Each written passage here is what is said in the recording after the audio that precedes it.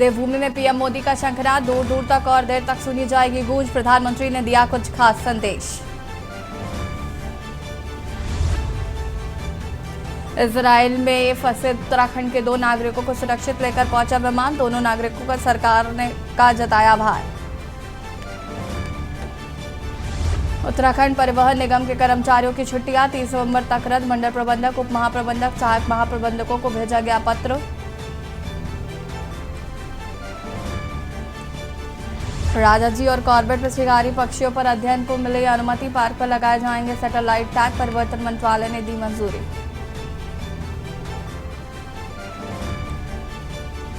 फिर बढ़ने लगी बिजली की मांग। प्रदेश में शुरू हुई कटौती। 4.4 करोड़ यूनिट के सापेक्ष 3.6 करोड़ तक ही उपलब्ध।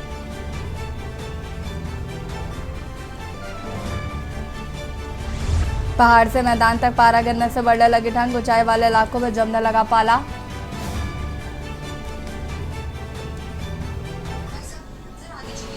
आप देख रहे हैं के न्यूज़, खबरों का सारथी।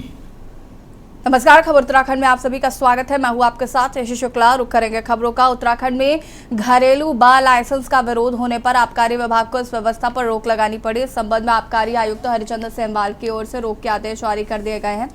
वहीं इसके बाद अब कांग्रेस इसे अपनी जीत बता रही है। पार्टी के प्रदेश अध्यक्ष करण माहरा ने कहा कि भाजपा की कथनी और करनी में फर्क है।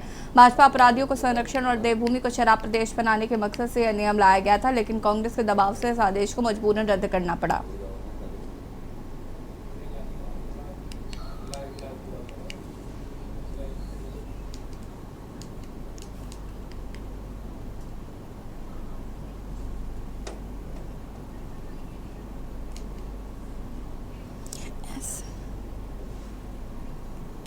का प्रबल विरोध था और हरिद्वार, ऋषिकेश जैसे क्षेत्र जहां इस तरह की एक्टिविटीज़ नहीं की जा सकती थी, वो भी इसके अंदर आ रही थी।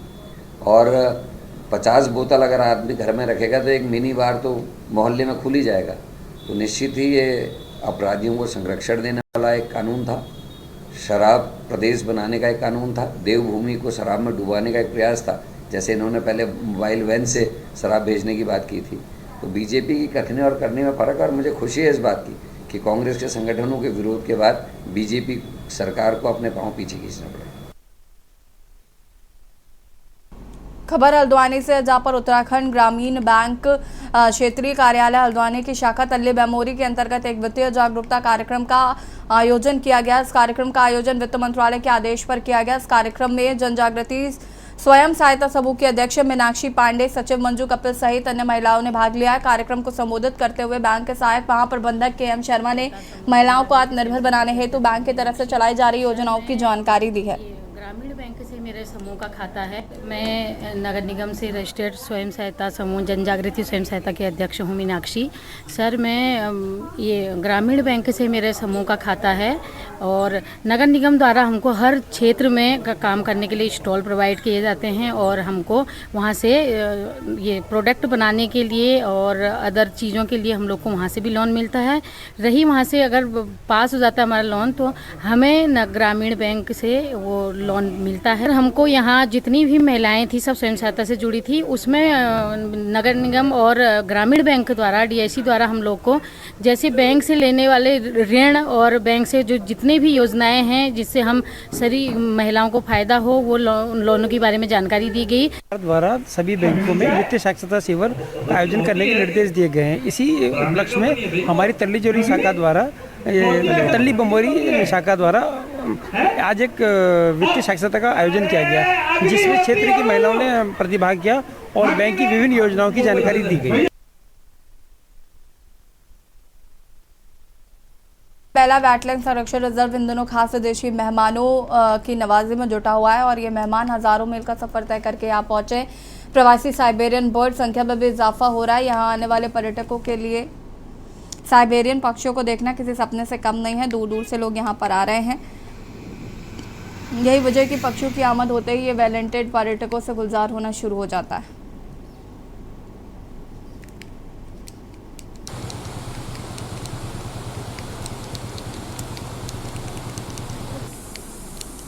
इसका एक महत्वपूर्ण जानकारी ये है कि जब से ये झील हमने संरक्षित क्षेत्र लिया है,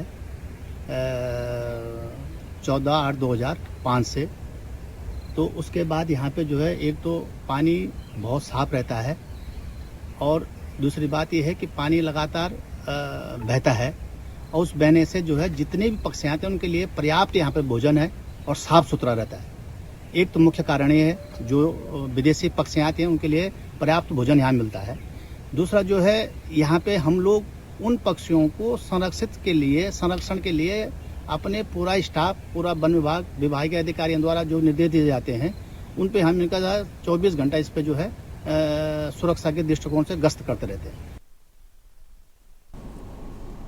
और बढ़ेंगे खबरों की ओर। खबर डोईवाला से, जहां पर शहीद दुर्गा मल्ल राजकीय स्नातकोत्तर महाविद्यालय के सामने स्टेट हाईवे पर आए दिन रोड हादसे हो रहे हैं, जिसमें कई छात्र छात्राएं चोटिल हो रहे हैं।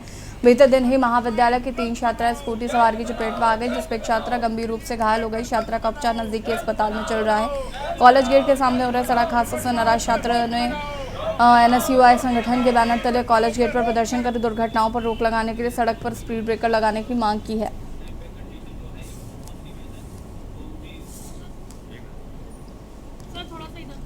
मैं HDM कॉलेज के छात्र हूँ। इस साल मेरा MA फर्स्ट ईयर है।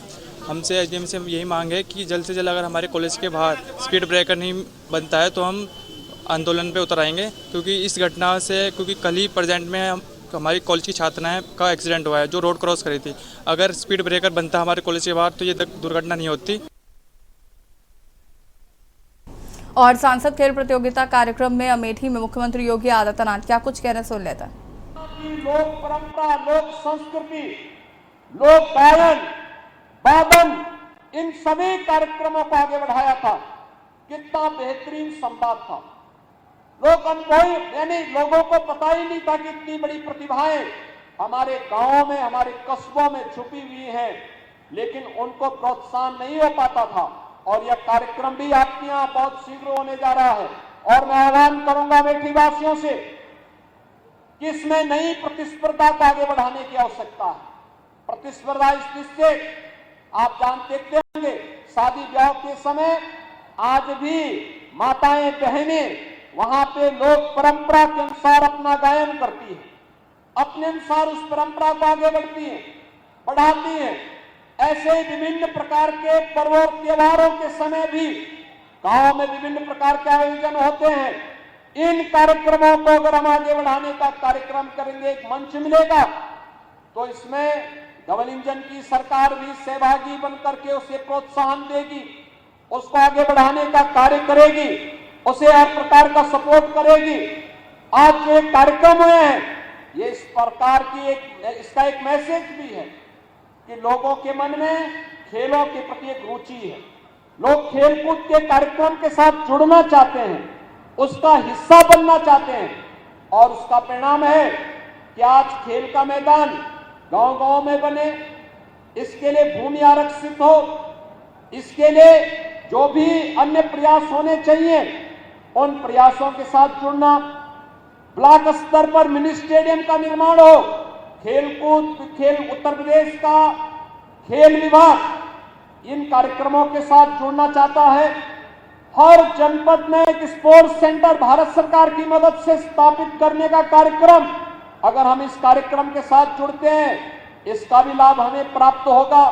अन्य अनेक प्रकार के कार्यक्रम हैं जिन कार्यक्रमों के साथ हम जोड़ करके अपने प्रतिभागियों को, अपने यहाँ के जो युवा हैं उनको एक प्लेटफॉर्म दे सकते हैं। और उस प्लेटफॉर्म के माध्यम से वह फिर प्रदेश स्तर पर, देश स्तर पर और फिर अंतर्राष्ट्रीय स्तर पर अपना नाम आगे बढ़ाने का कार्य कर सकते हैं। भाइयों बहनों, इसी अभियान के क्रम में राज्य सरकार आज अपने यहाँ एक पहला स्पोर्ट्स यूनिवर्सिटी मेजर ध्यानचंद के नाम पर भी स्थापित कर रही है। भाइयों बहनों, ये अंतर्राष्ट्रीय मानक का विश्वविद्यालय होगा जो उत्तर प्रदेश की खेल प्रतिभाओं को आगे बढ़ाने के लिए एक मंच होगा। स्पोर्ट्स को वन डिस्ट्रिक्ट वन प्रोडक्ट का हिस्सा बनाए, इसकी आइटम बने। मेरठ में इसका केंद्र बनाया गया है। तेजी के साथ वहां देश और दुनिया के जितने भी इस प्रकार के आयोजन हैं, वे सभी के लिए जितने भी वहां पर प्रतियोगिता के लिए स्पोर्ट्स किट उपलब्ध होने हैं वे सभी कुछ वहां उपलब्ध कराए जा रहे हैं। और वर्तमान में तो क्रिकेट का विश्व कप का आयोजन, जिसका मुख्य मुकाबला भी लखनऊ में ही होने जा रहा है, और वर्तमान में ये मैच लखनऊ में आयोजित भी चल रहे हैं। कल भी आपने देखा होगा लखनऊ में भारत रत्न अटल बिहारी वाजपेयी कान्हा स्टेडियम में एक विश्व कप का मैच आयोजित हुआ था। ये सिलसिला लगातार चल रहा है। आज प्रधानमंत्री जी की प्रेरणा से उत्तर प्रदेश में ये विभिन्न प्रकार के आयोजन एक नया मंच प्राप्त कर रहे हैं, और इसको प्रोत्साहित करने के लिए केंद्र और राज्य सरकार के स्तर पर जिस प्रकार के कार्यक्रम चल रहे हैं, उन कार्यक्रमों के साथ जुड़ना, उसका लाभ लेना, उसको अपने कैरियर का हिस्सा बनाना हम सब के लिए आवश्यक होगा। इस दृष्टि से सांसद खेलकूद प्रतियोगिता अमेठी संसदीय क्षेत्र यह अत्यंत रोचक प्रतियोगिता रही है, बहुत प्रभावी प्रतियोगिता रही है। इस रोचक और प्रभावी कार्यक्रम के लिए मैं यहाँ की लोकप्रिय सांसद जी का एक बार फिर से अभिनंदन करता हूँ। सभी प्रतिभागियों को हृदय से बधाई देता हूँ। पुरस्कार प्राप्त करने वाले जितने भी खिलाड़ी हैं उन सब के प्रति अपनी शुभकामना देता हूँ और विश्वास व्यक्त करता हूँ कि आज ये पुरस्कार के साथ साथ अमेठी वासियों को जो 700 करोड़ रुपए के विकास परियोजना की सौगात भी प्राप्त हो रही है, इसका लाभ और आने वाले अन्य परियोजनाओं का लाभ भी अमेठी वासियों को निरंतर प्राप्त होता रहेगा। आप सबके प्रति इस अवसर पर मेरी मंगलमय शुभकामनाएं। धन्यवाद। जय हिंद। मित्रों, आज के कार्यक्रम अपने समापन की ओर है। केवल 1 मिनट का एक और सांसद खेल प्रतियोगिता कार्यक्रम में पहुंचे थे मुख्यमंत्री योगी आदित्यनाथ। यहां पर खिलाड़ियों को सम्मानित। खबर उधम सिंह नगर के खटीमा से, जहां उत्तराखंड सरकार ने नेता प्रतिपक्ष तथा भाजपा विधायक यशपाल आर्य आगामी लोकसभा चुनाव की दृष्टिगत खटीमा क्षेत्र का दौरा कर विभिन्न कार्यक्रमों में हिस्सा लिया। कांग्रेसी कार्यकर्ताओं से मिलकर लचर कानून व्यवस्था, बदहाल सड़क, बिजली, पानी, आपदा से हुए नुकसान, अवैध खनन अतिक्रमण के नाम पर सरकार द्वारा उजाड़ने की कार्रवाई, भूमि का मालिकाना हक न देने, बढ़ती हुई महंगाई, बेरोजगारी, भ्रष्टाचार, किसानों की समस्या तथा जनहित के मुद्दों पर वार्तालाप करते हुए भाजपा सरकार पर जमकर प्रहार किया है।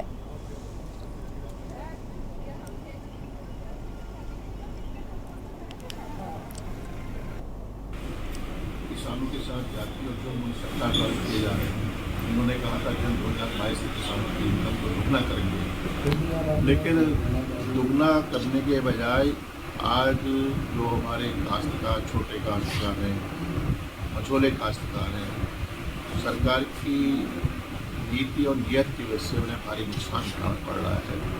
अभी तक धान के क्रय केंद्र तक खुले नहीं है, अगर खुले हैं तो चंद खुले हैं, और आधी धान की फसल मार्केट में आढ़तियों को, बिचौलियों के द्वारा खरीदी जा चुकी है कम मूल्य पर, और काश्तकार धान को बेचने को मजबूर है।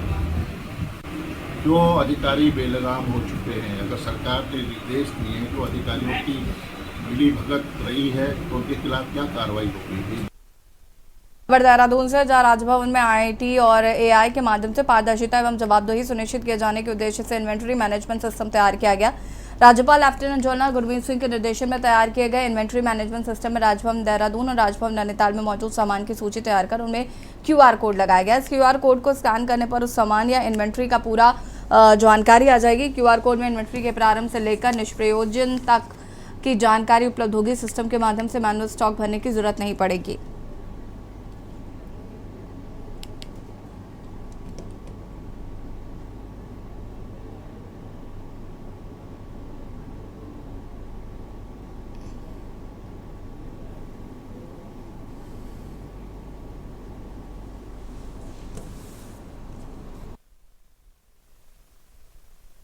विधानसभा के ओखलकांडा क्षेत्र में आए सैकड़ों लोगों ने सड़क शिक्षा और चिकित्सा के विभिन्न मांगों को लेकर जिलाधिकारी के समक्ष ज्ञापन दिया। इस दौरान उन्होंने कहा कि ओखलकांडा क्षेत्र के विभिन्न सड़कें जर्जर अवस्था में हैं।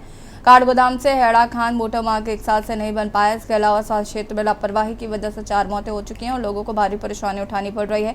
पूरी भीमताल विधानसभा के आंतरिक मार्ग बरसात में खराब हो चुके हैं, जिनको अब तक ठीक नहीं किया गया है, जिस पर जिलाधिकारी ने शनिवार से सड़क के पेचवर्क तथा निरीक्षण किए जाने के निर्देश लोक निर्माण विभाग के अधिकारियों को दिए हैं।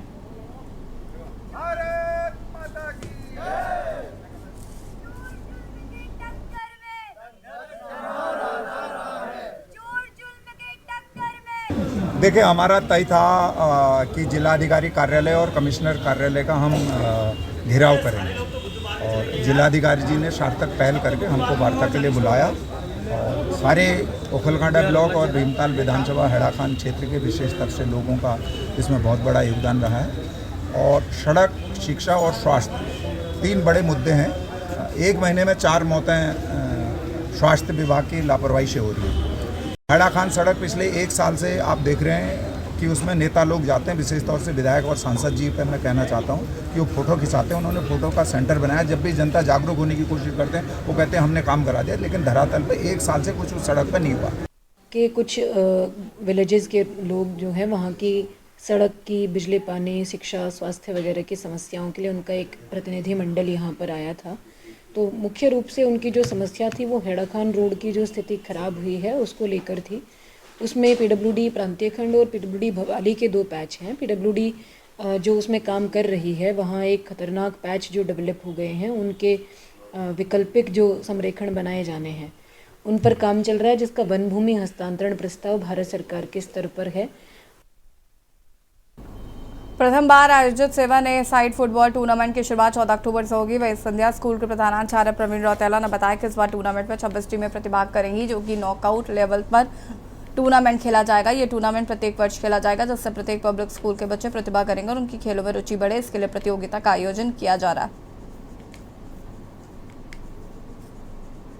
उनके लिए टूर्नामेंट आयोजित किया गया है, जिससे कि उसकी प्रतिभा का सिंथिया इंटरनेशनल स्कूल हरकपुर क्यूरा पे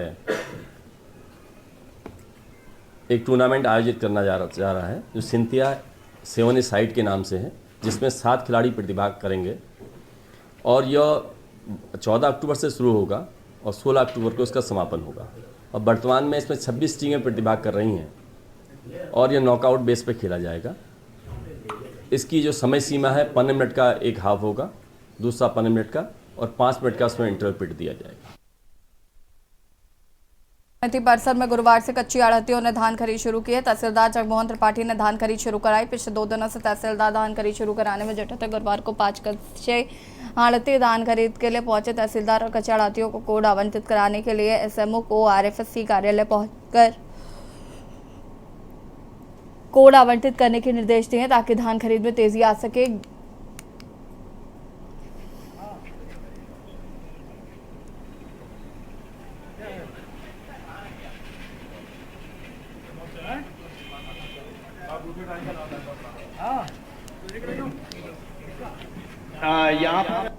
राइस मिलों की हड़ताल होने के कारण कुछ दिक्कतें आ रही थी। उसमें हमारे द्वारा राइस मिल के अध्यक्ष हो गए, मंडी कृषि उत्पादन मंडी सचिव के सचिव साहब हो गए और SMI साहब को हमने राइस मिलों से बात की और निष्कर्ष निकाला कि राइस मिलर अपना रजिस्ट्रेशन तत्काल करवाएं और उसके बाद धान जिसे तोल हो सके और किसानों को फ़ायदा हो सके। उसी के क्रम में कल 5 राइस मिलर के रजिस्ट्रेशन हुए। उसमें हमने आज सुबह से धान तोल प्रारंभ कर दी गई है और शायद 25-30 राइस मिलरों के रजिस्ट्रेशन प्राप्त हो जाएंगे। कल से धान तुलवाई और प्रगति पर रहेगी और हम ये चाहते हैं कि किसी भी किसान को इधर उधर भागना न पड़े और अपना धान उचित दामों पर क्रय केंद्रों पर विक्रय कर सकें। खबर देहरादून से, जहां मजदूरी करने वाले युवक को उसके 3 साथियों ने 4000 रुपए के लिए सिर पर डंडे से मार दिया। पहले 3 दिन शव को घर पर रखा और उसके बाद उसे बंदाल नदी में लालपुर के नीचे फेंक दिया। शव को ठिकाने लगाने के लिए तीनों आरोपियों ने स्कूटर भी चोरी किया, जिनमें से एक आरोपी स्कूटर चोरी कर और दूसरा नशा तस्करी में जेल भेजा जा चुका है और तीसरे को भी पुलिस ने गिरफ्तार कर लिया है।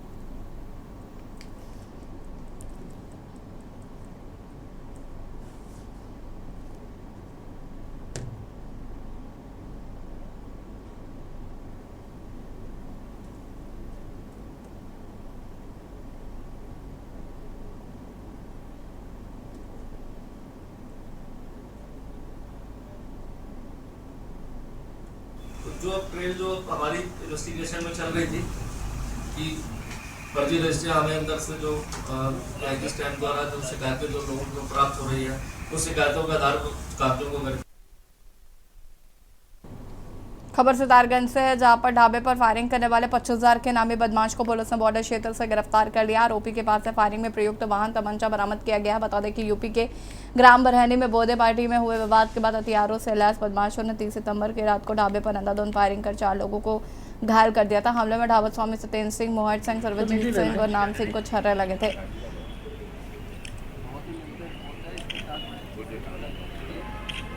बंधु भाई का जमुना ढाबे की घटना थी जो कि 30/9 को घटित हुई थी, जिसमें 1 अक्टूबर को एक अभियोग पंजीकृत हमने किया था, जिसमें कुछ लोगों के द्वारा सरेआम फायरिंग की गई थी और बहुत ही गंभीर घटना थी, कानून व्यवस्था को चैलेंज करने वाली घटना थी। और माननीय मुख्यमंत्री महोदय और पुलिस मुख्यालय से भी लगातार हमें निर्देश प्राप्त होते रहते हैं कि उत्तराखंड को भयमुक्त और अपराध मुक्त बनाना है। तो इस घटना को हमने उतनी ही गंभीरता से लिया और बहुत ही प्रोफेशनल तरीके से काम करके हमने इसमें जो भी गैंग इन्वॉल्व था उस पूरे गैंग को हमने आइडेंटिफाई किया है और उसमें जो मुख्य अभियुक्त था उसको हमने पिछली 6 तारीख को हमने गिरफ्तार किया था, 6 अक्टूबर को। और उसके बाद एक दूसरी सफलता हमें मिली है जिसमें एक अभियुक्त को हमने और गिरफ्तार किया है। खबर उत्तराखंड में फिलहाल इतना ही। देखते रहिए न्यूज़ इंडिया। नमस्कार।